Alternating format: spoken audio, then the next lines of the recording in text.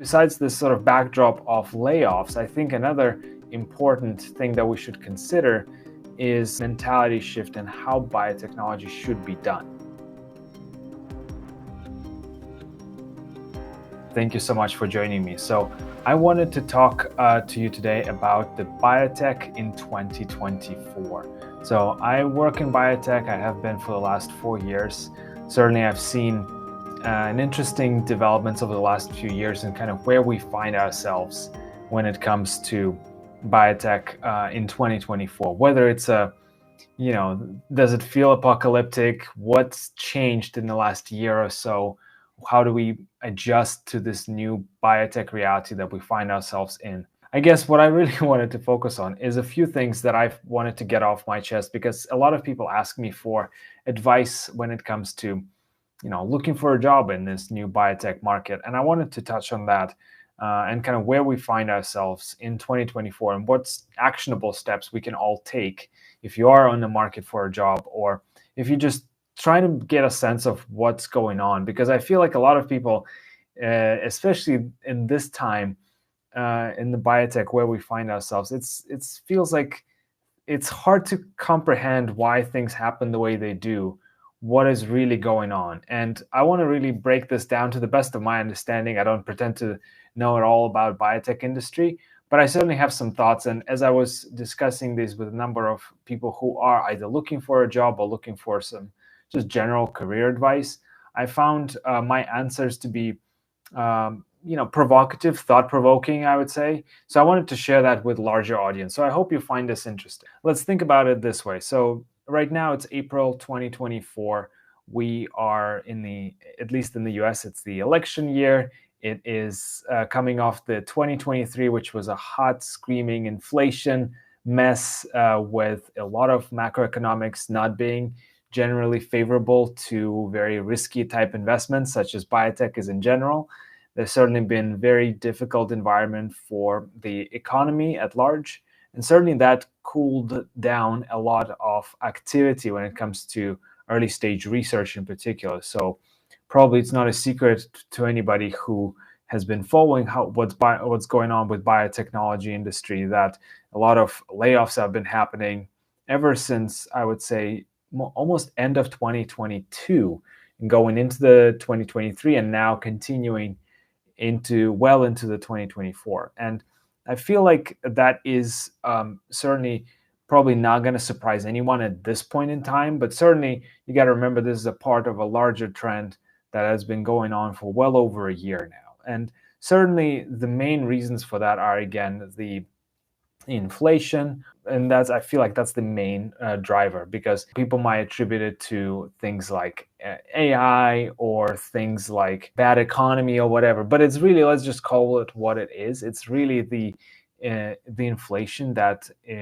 has a huge outsized effect, I would say, on the overall market, because ultimately if the investment is too risky and it costs a lot of money to invest in biotech, and in the environment where a lot of other things cost a lot and you want to preserve some cash where it's some kind of uncertainty, you want to be very mindful of where you put that money in. So from the investor standpoint, they want something sure and that's going to happen. And those early stage biotech investments, like we've seen in 2020, 2021, where a lot of COVID money was going on and was going around, that party is now fully over. And so what I hear people in biotech ask the most is, does that mean that this is now going to be like this? How long is it going to last, this kind of downturn in biotech? And I feel like besides this sort of backdrop of layoffs, I think another important thing that we should consider is not just that poor economy, how it affects biotech, but I feel like there's another side product, if you will, or side effect, I should say, of these changes in biotech, this divestment from early stage risky research towards late stage commercial with something with a lot more potential. I feel like there's another side effect that happened. And that side effect, I feel like, has even more effect on biotechnology, which is the mentality shift and how biotechnology should be done. And that I'm going to touch on that in just a second. But I feel like that's much more important than just the inflation. Inflation will inevitably come down eventually, not necessarily in the next couple of months, maybe not even by the end of this year in any meaningful way. I feel like it still has a long way to go from where it was in 2021 or 2020, right? There's a lot of percentage points that Federal Reserve hiked those interest rates by. So we have a long way to go down in order for us to see any meaningful changes. But I feel like the damage is already done. There's a lot of inflation. Prices are so much higher. Even vendors across biotech industry have to start raising prices now. So that's now fully baked into the fabric of biotechnology industry as a whole. But besides that, I feel like the layoffs are now, even though they may have been precipitated by the inflation, rising costs, uncertainty in the market, and all those things, they have inevitably morphed into something else. I feel like now, and this is very important, I feel like now the reason for layoffs is a shift in mentality of how biotechnology should function in the first place. Now, what I mean by that is I feel like now there is a lot more companies that are doing, I don't want to say the same amount of research, but they are doing that can get away with surviving and advancing their pipeline, their research pipeline, with very few resources. And the way they do that, and fewer resources than ever before, I should say. And the way they do that is they actually focus on outsourcing a lot of that research to contract research organizations. And that fact alone, I feel, has an extremely important effect on the biotechnology industry as a whole. This is now creating another layoff cycle, if you will, that a lot of companies start to realize that the money is tight, they have to pare down, but now they've also had some time to adjust to this new reality of being leaner. And now they've started to, they had to outsource some of the work because they just didn't have the internal resources to pursue some of those projects. And maybe now they've started to see, okay, maybe that model can exist, and that outsourcing is in fact the new norm, or going to become the new norm for a lot of companies. In fact, in my role in business development, I'm speaking with biotech founders or scientific managers or directors of discovery, and what I'm hearing is, essentially, you can do a lot of research just simply by outsourcing. In fact, you can argue that you don't even need to have your own lab in some cases. If you're starting with some kind of idea that's been validated elsewhere, or you just out licensing some kind of potential candidate target, if you will, and then you need to run some experiments, you can be fully virtual. You don't need to have your own lab. You can fully outsource a number of great projects that can be done by contract research organizations that can actually advance everything to the clinic. In fact, you can take that even further, and actually there are CROs for running clinical trials. There are CROs for CDMOs now to manufacture commercial products for you. So literally all you can do, you just need a small team of people to fully execute that and kind of control the activities of those different organizations that you are contracting this work to. And I feel like that switch from in-sourced talent pool,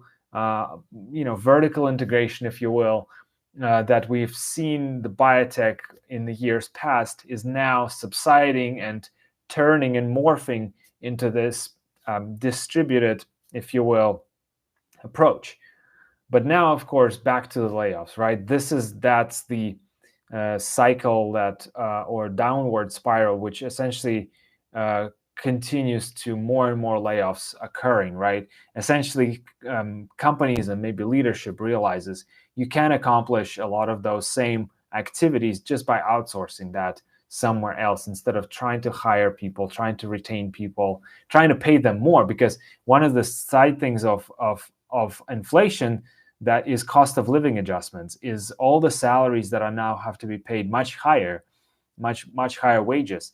And that, of course, let's be honest, nobody wants to pay more for anything, whether you're grocery shopping or whether you are trying to hire an employee. You don't want to overpay if you don't have to. Nobody is really immune to that. So ultimately, this is what's now driving the layoffs. I feel like, in my opinion, it's not just the inflation, but now as a byproduct of inflation, it's this mentality switch towards the CRO mindset. So this brings me to what it really means for an applicant trying to find a new job. Whether you are employed and looking elsewhere for employment, or you're just trying to land a job as quickly as possible, if you've been unfortunately part of those layoffs or restructurings, this is the mindset I'd like you to consider. And this is, again, coming to what I just mentioned as far as the reasons for the layoffs. Now let's think what can be done about that and what it really means. This means now this biotechnology industry that we find ourselves in is going to be increasingly driven by very small and potentially a lot more of those pool of biotech companies that are virtual or semi-virtual or just very small and lean companies, and a lot of CROs that are going to potentially get larger and larger as a result of this shift from internal R&D towards external R&D. So if you're looking for a job, the first place I would like you to consider is not just necessarily joining a biotech company, even though they may be hiring. Consider looking at CROs. The reason for that, besides the obvious, where I feel like they're going to have more business, is if you think of now that more and more biotechs are going to be leaner, that means the quality of candidates they're going to look for to potentially manage those CROs is going to be very fierce. That competition is going to be fierce. They're going to be really trying to identify the best candidates for those positions. And that may make it that much harder to land a job in a proper biotech, unlike maybe in the last several years. So that means try and think of CROs that are doing the kind of research that you're familiar with and see if they have those positions available. I feel like that's one very simple adjustment you can make, and certainly try to look into those a lot more closely now that you know what the reason for the layoffs is and how that precipitated a switch in biotechnology industry as a whole. And certainly there's plenty of, I guess, great strategies on job search in general. I certainly don't want to make this entire video all about that. I would say raise your LinkedIn profile is probably one I would do. I would focus on the most. Try to and by that I mean is post something, opinion piece about something you see in the news, whether it's about layoffs or it's about some other biotechnology news story that you may be familiar with, or you have knowledge about that you can speak on that.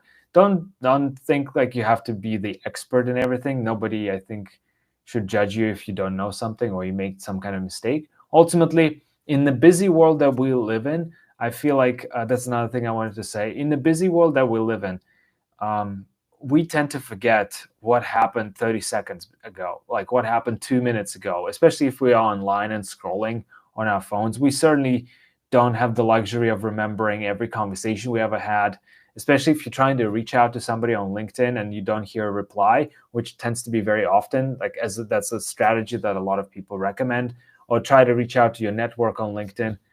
People forgot about you. I'm sorry to say, people forgot about you probably 5 minutes after. Even if they were meaning to get back to you and you just haven't heard from them in a couple of days, it's likely they may have seen the message, but they just forgot to get back to you. So one of the ways to mitigate that is you can ping them, those people again. Some may not reply, some might. That's okay to remind them, actually. It's likely they just forgot.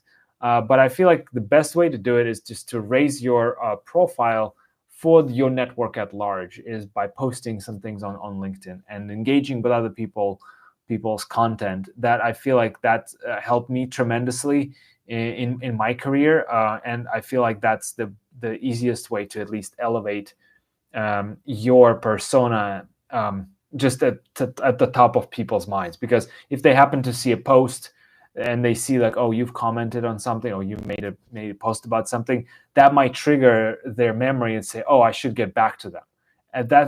That's I feel like that's a very simple yet very powerful technique that you can employ to get the response rate higher. Certainly, it obviously helps with as part of interviews. You can maybe mention that you're very active on LinkedIn, you're really following the news, you understand, you have a lot of those transferable skills and really communication skills, which a lot of companies now, especially if you think about it, if the jobs of those biotechs end up being managing CROs, or vice versa, if you're going for CRO, you got to know how to talk to clients, or have those transferable communication skills.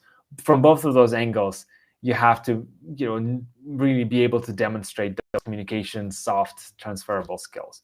So those are the kind of the things that I think about whenever somebody asks me what's going on with biotech. Certainly, I'm trying to understand it the best as I can. I may not have all the answers. I certainly don't profess to know more than I do. But these were some thought-provoking ideas that I share with other people. I'm curious what you think about these, all the news coming from biotech, all the layoffs that are happening. What do you think is the main reason? And I'm curious what you think are best solutions for people who are struggling, who are looking for those positions.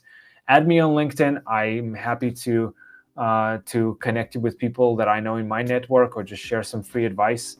Happy to help as many people as I can. And my thoughts on the biotech industry: let's be kinder to each other. Let's support one another in this transition and to this new biotech that we find ourselves in. Again, keep your ears to the ground. Maybe you'll find a great opportunity. Share it with somebody you may know. I think it will go a long way, and I'm sure some goodness will come to you as well.